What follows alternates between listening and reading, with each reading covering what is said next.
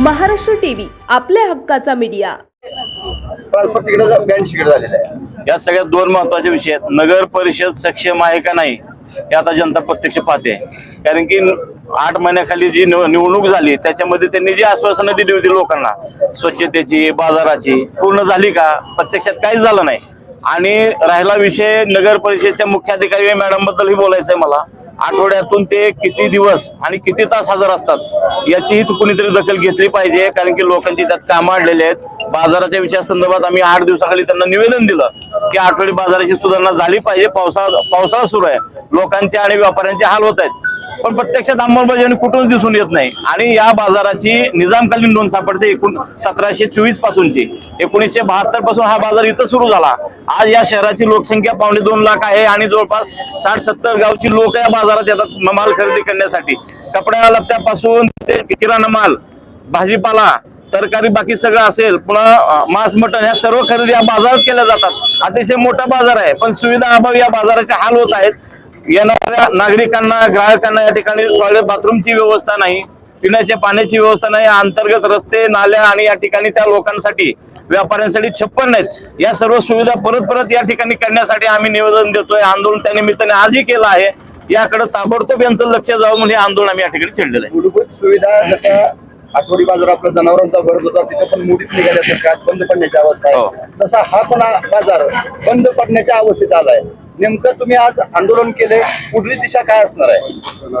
हा बाजार एकतर या गावचे आम्ही नागरिक असल्यामुळे आम्हाला बंद पडणं हा बाजार आमच्या सगळ्यांसाठी चांगलं नाही, या इथल्या ग्राहकांसाठी आणि व्यापाऱ्यांसाठी चांगलं नाही।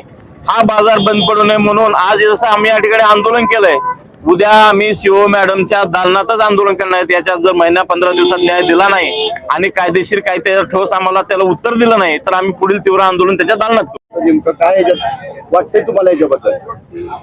1970-72 ला प्रशासक काळामध्ये नेहरू चौकामध्ये भाजी मंडई बांधली आणि आठवडी बाजार या ठिकाणी बांधला।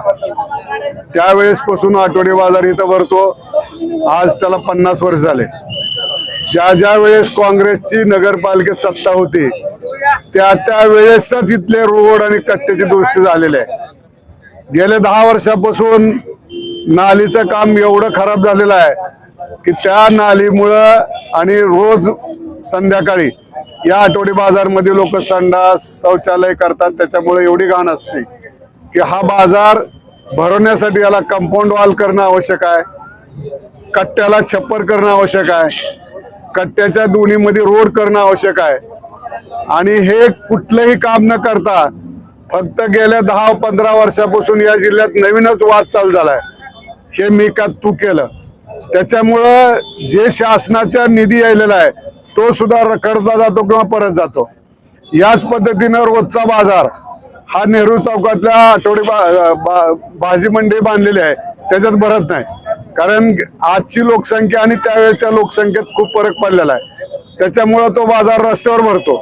तो रस्त्यावर भरणारा बाजार कुठेतरी एका बाजूला असावा, म्हणून आझाद चौकातला नदीवरचा पूल ते खंडोबा मंदिर या ठिकाणी कॉलम उभा करून तिथं स्लॅब टाकून तिथं भाजी मंडई करावी अशा पद्धतीचा नगरपालिकेनं आमच्या काळात ठराव केला। तो ठराव केल्यानंतर त्याचे नो ऑब्जेक्शन घेतले सगळे इरिगेशनचे ते, आणि त्याला निधीसाठी आम्ही मागणी करत असताना त्यावेळेसचे मंत्री पद्मसिंह पाटील यांनी विरोध करत गेले आणि तो होऊ दिला नाही। त्यानंतर राणा मंत्री झाले, त्यांनी होऊ दिलेला नाही। त्याच्यानंतर आता हे दुसरे आमदार झाले, 2दा खासदार झाले, त्यांना तर फक्त फोनवर तुझा वाढदिवसाच्या शुभेच्छा आणि तुझ्या इथं आलो, याच्यापेक्षा दुसरं काही येत नाही। आणि त्यानं असं केलं आणि त्यानं तसं केलं। ह्याने काय केलं यांच्या सत्तेत येऊन? ह्याने यांच्या आमदारकीच्या काळात, यांनी खासदारकीच्या काळात काय काम केलं यांनी सांगावं। ह्यानी सांगते त्याचं लेकरू आहे ते माझंच आहे, दुसरं काय करत नाही। त्याच्यामुळं या भांडणामध्ये या शहराचा विकास थांबलेला आहे। या शहरातला भाजी मंडईचा जो प्रश्न गहन झालेला आहे त्याचं कारण सुद्धा या दोघांचा श्रेयवाद। 3री वेळेस आता पैसे आलेत आठवडी बाजार दुरुस्तीसाठी, 3री वेळेस पैसे आलेले, आणखी यांचा श्रेयवादच चालू आहे। यांनी पोस्टर लावले की त्यांना बॅनर दुसरं लावतंय। त्याच्यामुळं कुठेतरी जनतेलाच विचार करायची वेळ आलेली आहे. या दोघाला बी हाकालून दिला पाहिजे. आता या दोघालाही शहरातच फिरू दिलं नाही पाहिजे. या दोघाला शहर बंद केलं पाहिजे. अशा पद्धतीचं मी काँग्रेसच्या वतीने मागणी करतो. आणि रखडलेला आठवडी बाजारचा विकास जर लवकर नाही झाला तर आम्ही नगरपालिकेच्या नगराध्यक्षालाच या गावात फिरू देत नाही. 2 लाख वस्तीचं शहर आहे, एक जिल्ह्याचं ठिकाण आहे. गेल्या शनिवारी 9 तारखेला आम्ही शिव मॅडमला आठवड्या बाजारासाठी निवेदन दिलं होतं. ह्यासाठी निवेदन दिलं होतं की गेल्या 40-50 वर्षापासून तुम्ही बी बघता, मी बी बघतोय की जी बाजारात चिखल आहे, घाण आहे, सगळे लेंडके पडलेले आहेत, ती अक्षरशः व्यापारी बाजूला सरकून त्या ठिकाणी बसतात. ती आम्हाला काँग्रेसवाल्यांना बघवलं नाही. म्हणून आम्ही 9 तारखेला निवेदन दिलं आणि शिव मॅडमला सांगितलं की मॅडम आपण बाजारात जाऊन पिशवी घेऊन जरा जावं. नगराध्यक्ष मॅडमला बी सांगितलं तुम्ही बी जरा पिशवी घेऊन बाजारात जावं, म्हणजे त्या बाजारामधली काय लोकांची हालत आहे हे तुम्हाला कळेल. त्याने आम्हाला सांगितलं की आम्ही 1 आठवड्याचं तुम्हाला अल्टिमेट देतो. 1 आठवड्यानंतर बाजारात सगळ्या सुखसुविधा चालू होत्या. आम्ही 1 आठवड्याची बाजारामध्ये वाढ बघितली, त्यांनी काही सुविधा केलेल्या नाहीत. ह्या ठिकाणी सुविधा ही उपलब्ध पाहिजे की जी बाहेरचे व्यापारी येतात त्यांना पाण्याची टाकी महत्वाची आहे, पिण्याचं पाणी त्यांना मिळालं पाहिजे, भाजीपाला धुण्याला मिळाला पाहिजे, चांगले शौचालय महिलाला पाहिजे, जेंट्सला शौचालय पाहिजे. शौचालय ह्या ठिकाणी जेंट्स कुठेही जाऊ शकतील, पण आपल्या माता भगिनी आमच्या आई असतील, तुमच्या बंधुराजा आई असतील, त्या ठिकाणी शौचालयाला जर बाजारला आल्या तू कुठं जाणार आहेत? प्रचंड घाण आहे चिखलाची, प्रचंड आपण बघता कट्टे नाहीत, फ्लोअर ब्लॉक नाहीत, नालीची व्यवस्था नाही. अशा सगळ्या सुविधा, दिव्याची व्यवस्था पाहिजे, कंपाऊंड वॉलची व्यवस्था पाहिजे. ह्या ठिकाणी एक मेन गेट पाहिजे. गेटचं कारण हे आहे कंपाऊंड वॉलचं की आजूबाजूला बियर बार आहेत, देशी दारूचे दुकान आहेत. त्या ठिकाणी एखादा जर व्यक्ती दारू पिऊन मध्ये घुसला तर आपल्या आया बहिणी फिरत असताना त्यांना धक्काबुक्की दिसतात. म्हणून हे आमच्या काँग्रेस कमिटीचे आमचे अध्यक्ष सन्माननीय उमेशराजे लिंबाळकर, विश्वास आप्पा शिंदे यांच्या गेल्या 40-50 वर्षापासून आप्पाच्या लक्षात आहे की कल्पना आहे की या शहरामध्ये बाजार अतिशय चांगला भरला पाहिजे, लोकांना सुविधा चांगली मिळाली पाहिजे. म्हणून विश्वास आप्पांनी जे दैनंदिन बाजार आहे त्या ठिकाणी जी आता आपण बघता ड्रेनेज असतील, त्या ठिकाणी मोठा नाला आहे, त्या ठिकाणी अतिशय मोठा स्लॅब पडून त्या ठिकाणी सुद्धा अतिशय चांगला बाजार भरावा म्हणून आपण भरपूर प्रयत्न केलेला आहे. पण या जनतेत ती आपली जनता सुज्ञ आहे, अडाणी जयंत आहे, चांगली जयंत आहे. या शहरातली बघा लागले डोळ्यानं, रोज बाजाराला येते, बाजाराला येऊन त्याच्यावर किडे मुंग्या सगळी घाण आपण घेऊन जातो आणि तीच आपण लेकरांना खाऊ घालतो. त्यांच्या लेकरांचं आरोग्य काय, आरोग्य आज त्यांचं धोक्यात आहे. आपण बघा लागला प्रचंड लोकांना गोरगरीब या ठिकाणी शहरात लोक आहेत, कुणाचं पोट दुखायला लागलं, कुणाचं अंग दुखायला लागलं, कुणाला ताप यायली. मित्रांनो, ही ताप यायचे एकच कारण आहे की ह्या शहरातला आठवडा बाजार सुरळीत चांगला नाही झाला तर आम्ही येणाऱ्या 2 दिवसानंतर हे शिव मॅडम असतील, नगराध्यक्ष मॅडम असतील, ह्यांना आम्ही विनंती करू की आठवड्या बाजारामध्ये तुम्ही चला. ह्यांनी जर नाही आले तर आमच्या काँग्रेसच्या स्टाईलनं आम्ही त्यांना गाजर दाखवू आंदोलन करू. मित्रांनो, ह्यांचं आपण बघतो गेल्या 50 ते 40 वर्षापासून डॉक्टर पद्मसिंह पाटील या ठिकाणी एक महाराष्ट्राचा नेता म्हणून मिरवतात, महाराष्ट्राचा नेता म्हणून. आणि जर शहरात बाजारला जर एखादा आपला पाहुणा रावळा आल्यावर म्हणतंय की ह्या शहरामध्ये डॉक्टर पद्मसिंह पाटलानं काय केलंय आणि आपण पुन्हा त्यानंतर त्यांचा वारसा चालणारा राणा जगदीशसिंह पाटलाला निवडून देता. त्या ठिकाणी आता आपण बघता त्यांचा वारसा घेऊन मल्हार पाटील नगरपालिकेला उतरले. नगरपालिकेला अवस्था काय झाली?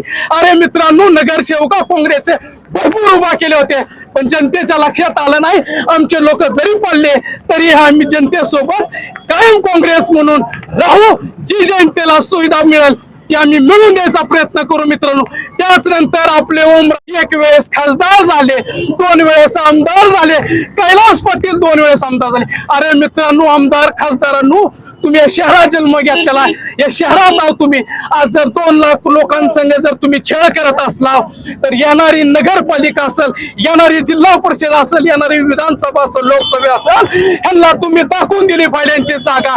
कारण काही सोन्याचा चमक्या घेऊन जन्मलेल्या औलाद आहेत. आठवड्या बाजारामध्ये काय चाललंय काय माहित व्हायचं कारण नाही.